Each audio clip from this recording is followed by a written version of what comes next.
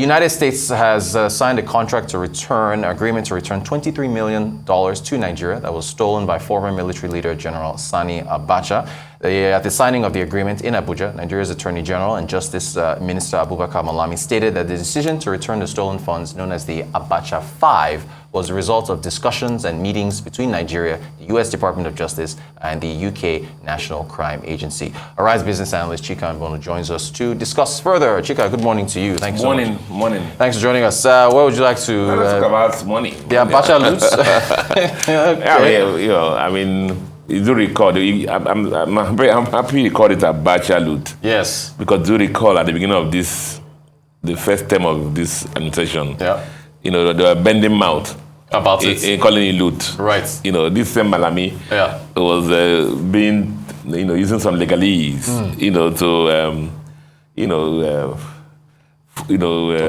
cover it up, and there was no fraud. Some people even said it was like safekeeping of Nigerian money, and but be that in mail. These dry times, man, this has come handy.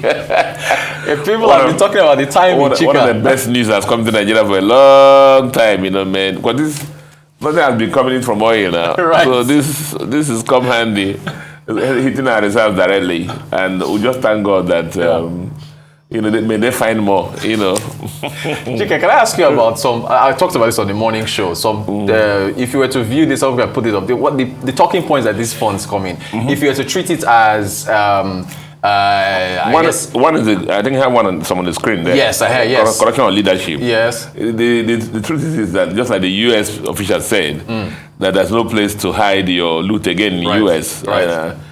We know from the international finance that some of us do, a lot of people run away from the Western world and moved to places like Lebanon, Eastern Europe, Kazakhstan, all those places to go and. A lot of people lost money. Maybe you don't know in Lebanon. When Lebanese currency crashed, so many of Nigerian people lost a lot of money in that place.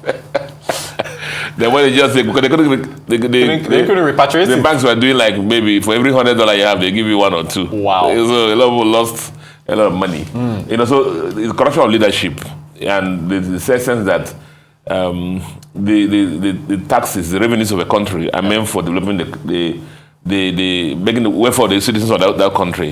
Infrastructure problems, especially, you look at the reports of down here that we need, I think, $30 trillion over the last 70 years to get infrastructure to the level. Right. And so there you are, the people who mount that their credo is anti-corruption, being the people who put their hand in the cookie jar. The latest, the most current story we know of is everybody knows about that, that, and then of course the termites and the monkeys and the mosquitoes. And maybe this time of maybe somebody should consider being an animal now. to get money. So, talk about corruption and leadership. That's a major thing, and accountability also. Bilateral relationships are very important. Yes. That's why it's very important to keep them. Because this money has been out there, but the issue is that before it can be released back to the nation, to the country of origin, like Nigeria, they want to make sure that it's not re-stolen. Right. Relooted. Relooted. Yes. And so that's why the U.S. government and UK government always involve also the civil societies and make sure that the return loots are projectile. In this case, for Nigeria, they are tied to the Kano Abuja Expressway, Second Nigeria Bridge, and then Lagos Ibadan Expressway. Very critical projects that, if they are finished, they will contribute, maximally to our GDP, the country. So that's that also. Speaking of, since you mentioned projects, I don't know if you want to address either the fuel subsidies for transport or this. Some experts saying that we're not ready for trade because of our infrastructure challenges. The African Continental Free Trade Area Agreement is a noble idea, but my problem is that I think Nigeria will end up being the dumping ground because we have the population, 200 million people. It's not as if we don't have, that's several segments. I think like music, entertainment, the movies, we don't even need African Continental Free Trade Area Agreement to do those ones. Because as I travel to East Africa, I go to Liberia, the taxi man that's picking me from the airport, the music is playing Nigerian music. I go to the hotel, the TV is there, it's African Magic that's showing Nigerian movies. So when the products are good, even really, you don't need any agreement to move it around. They move around by themselves. Yeah. You know, but the concern is the real sector, the productive sector economy. Yeah. We would like our products here, our Omo here, our drinks here, you know, to go to other parts of the Africa. There's no reason why African countries should be bringing all this from Europe when the things we can produce here. Yeah. But you know, you're also looking at the cost of this vis-a-vis compared to, you know, the Europe and other places where they're going to, the other countries bring from. And in fact, Nigeria is limited because of the power issues. Right. Exactly. Two, logistic. You know, logistics. They have to move the goods around. Yeah. Security. You know, so what do you call it? Competitive advantage or competitive advantage? You don't have some of those things, and that's why what the report is talking about. That the country needs to. And again, you know, I talk about that.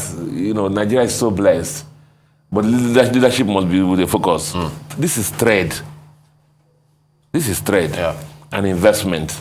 And there are so many opportunities. And whoever is the Minister for Trade and Investment, this should be one of the things that should be in his KPI. Correct. You know, and to deliver this, how many Nigerian companies are exporting to Africa and so on and so forth.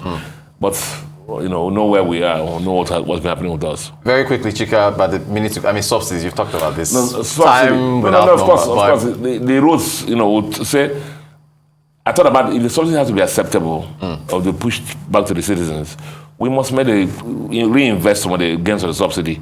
And that's what the guy is talking about. The roads, for example, the roads are not motorable. You need to see some of these trucks. They will enter the bush, come out, enter gullies, come out, and so on and so forth. And cars are packed, bridges collapse, you know.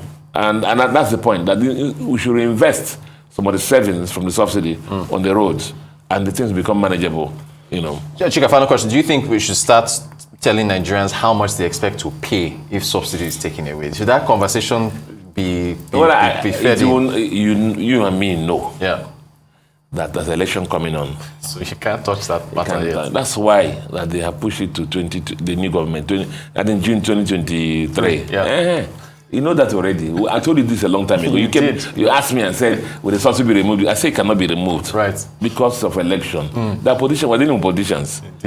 Indeed. You know, we're dealing with politicians. They don't want to lose election and power. So well, you'll be here to analyze whoever wins, and then we'll pick up the topic again. Even during the campaign, not even before. Exactly. Put them on the spot. Indeed. All right, business analyst Chika Mbonu. Chika, thanks for joining us. Appreciate the time.